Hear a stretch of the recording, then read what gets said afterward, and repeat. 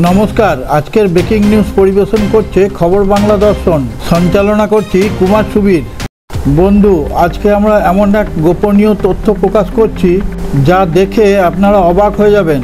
তবে ভিডিওটা স্কিপ না করে পুরোটা দেখলে তবেই জানতে পারবেন আসল গোপনীয় তথ্যটা কি।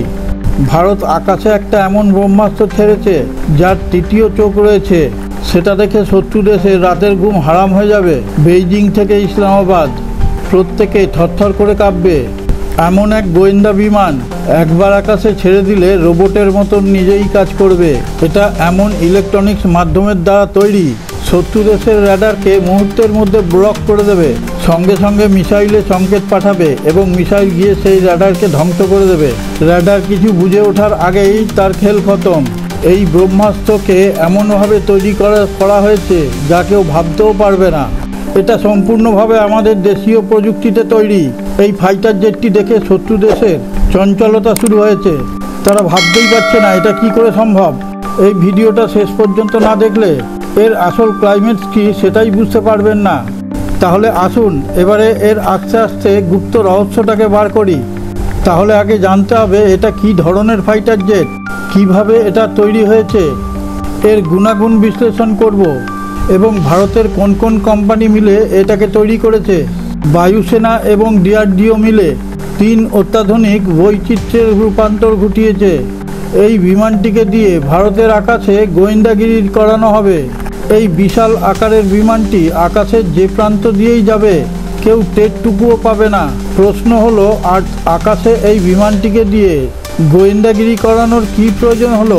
হ্যাঁ, অবশ্যই প্রয়োজন আছে। পাহাড়ের লাদাখ অঞ্চলে চীন যেভাবে তাদের সৈন্যবল এবং অস্ত্রবল বাড়াচ্ছে, তাদেরকে লক্ষ্য করার প্রয়োজনীয়তা আছে।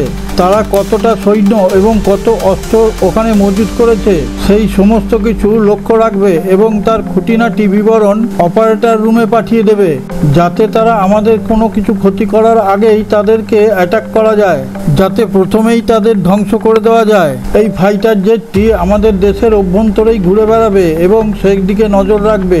এই বিমানটির ভেদ শক্তি এমনই হবে যে উত্তরের লাদাখ থেকে পশ্চিমবঙ্গের বে অফ বেঙ্গল পর্যন্ত ফলো রাখবে।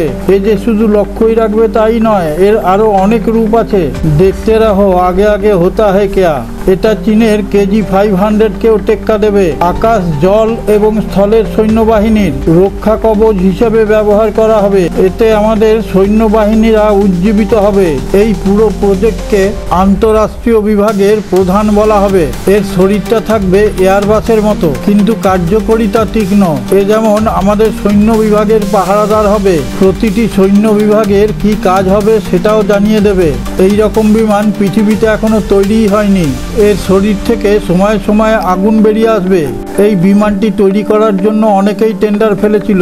তার মধ্যে যেমন আছে ভারতের 3টি কোম্পানি, তেমনই আছে আমেরিকান কোম্পানি L3 হ্যারিস। এই L3 হ্যারিস মামুলি কোম্পানি নয়। আজকের মূল সংবাদে যাওয়ার আগে আপনার কাছে একটি বিশেষ অনুরোধ।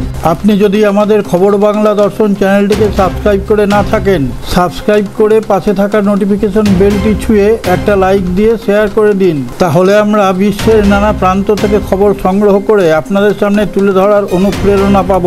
আর আমাদের খবর বাংলা দর্শন চ্যানেলের কমেন্টে গিয়ে আপনার সুচিন্তিত মতামত ব্যক্ত করলে আমরা উজ্জীবিত হব।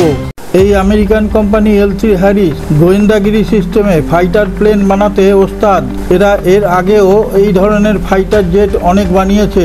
সেই জন্য ভারতের গোয়েন্দাগিরি সিস্টেমের ফাইটার জেট বানানোর টেন্ডারে যোগ দেয়। কিন্তু এর মধ্যে একটা শর্ত ছিল, এই ফাইটার জেটের ইঞ্জিনই শুধু বানাতে হবে, তাও ভারতে এসে, এবং ইঞ্জিনের টেকনোলজিটা সম্পূর্ণ ভারতের হাতে সঁপে দিতে হবে। আর বাকি ইলেকট্রনিক্সের পার্টটা ভারত নিজেরাই বানিয়ে নেবে। কিন্তু সেই পেজটা তারা ফিল আপ করেনি, সেই জন্য টেন্ডারটা বাতিল হয়েছে। এই বিমানটি শত্রু দেশের কমান্ডারদের অবস্থানও জানিয়ে দেবে ও তাদের রেডার সিস্টেমকে জাম করে দেবে। তাদের আক্রমণাত্মক বিমানগুলিকে ব্লক করে দেবে। টেকনিক্যাল ইন্টেলিজেন্স পার্টেও খুব দক্ষ। তাদের কথাবার্তায় শুধু ক্যাচ করে না, তাদের অবস্থান কোথায় তার সঠিক বিবরণ দিয়ে পাঠায়। এই সব দিকগুলো এর মধ্যে আছে বলেই শত্রুপক্ষের দেশগুলো ঠকঠক করে কাঁপছে। এ কখনো একা থাকে না। 3-4টে ফাইটার জেটও এর সঙ্গে থাকে। এই টেন্ডারে আরও একটা বিদেশি কোম্পানি পার্টিসিপেট করেছিল, সেটা হচ্ছে ফ্রান্সের থেলস কোম্পানি। এরা অনেক পুরনো এবং ভরসাযোগ্য কোম্পানি। এদের এই ধরনের ফাইটার জেট তৈরি করার অভিজ্ঞতা আছে। এদের টেন্ডারের ব্যাপারে কোনো রকম ত্রুটি ছিল না। এরা তার পাশাপাশি বলে, প্রয়োজনে আমরা ভারত ইলেকট্রনিক্স লিমিটেড কোম্পানিকে সঙ্গে নিয়েও কাজ করতে পারি। আমাদের সম্পূর্ণ কাজ শেষ হয়ে যাবার পর ভারতকে সম্পূর্ণ টেকনোলজি বুঝিয়ে দিয়ে হ্যান্ডওভার করে তারপর যাব। তার মধ্যে কোনো শর্ত থাকবে না। ভারত ইচ্ছে করলে মেক ইন ইন্ডিয়া স্ট্যাম্প লাগিয়ে চালাতে পারে। আমাদের নাম এখানে রাখার কোনো প্রয়োজন নেই। তখন ভারত রাজি হয়ে যায়। শুধু একটা নয়, 25টা প্লেন তৈরি করার চুক্তিতে সই করানো হয়। লাদাখে চীন এত উন্নত না হলেও এই ধরনের ফাইটার জেট মজুত করেছে 15টা। ভারত আপাতত 25টা ফাইটার জেট সেখানে মজুত করতে চায়। এই সমস্ত কথা শুনে চীনের আত্মারাম খাঁচা হয়ে যায়। চীন বুঝতেই পারছে না যে ভারতের সামরিক খাতে খরচা কত। ভারত যাই বানাচ্ছে পৃথিবীর সমস্ত দেশের এক কদম উপরে। মোদির আত্মনির্ভর ভারতের জায়গা পাকা করে দিতে চায়, যাতে সামনের 50 বছরেও ভারতকে কেউ ছুঁতে না পারে। ভারতবর্ষের ভবিষ্যৎ প্রজন্মের জন্য এক দিশা তৈরি করে দিয়ে যাচ্ছে। ফ্রান্সের প্রেসিডেন্ট ভারতবর্ষের সঙ্গে যেভাবে বন্ধুত্ব স্থাপন করছে, এতে পুরনো ফ্রান্সের গন্ধ পাওয়া যাচ্ছে। ডিআরডিওকেও যুক্ত করেছে এই কারখানার সঙ্গে। ডিআরডিও সামরিক অস্ত্র তৈরি করার ক্ষেত্রে প্রতিষ্ঠিত এক নাম। এবার আসি আসল রহস্যে। ভিডিওর প্রথমেই বলেছিলাম না, আসল রহস্য লাস্টে আছে। যারা ইন্টেলিজেন্ট হয় তাদের ষষ্ঠ ইন্দ্রিয় সজাগ থাকে। এই বিমানটির কপালে একটি চোখ আছে। সেই চোখ দিয়ে 100 কিলোমিটার দূরেও সে দেখতে পায়। এই ফাইটার বিমানের কোনো পাইলট নেই। ডিআরডিও যুক্ত হওয়ায় এই জেটটি সম্পূর্ণ এআই দ্বারা পরিচালিত হয়।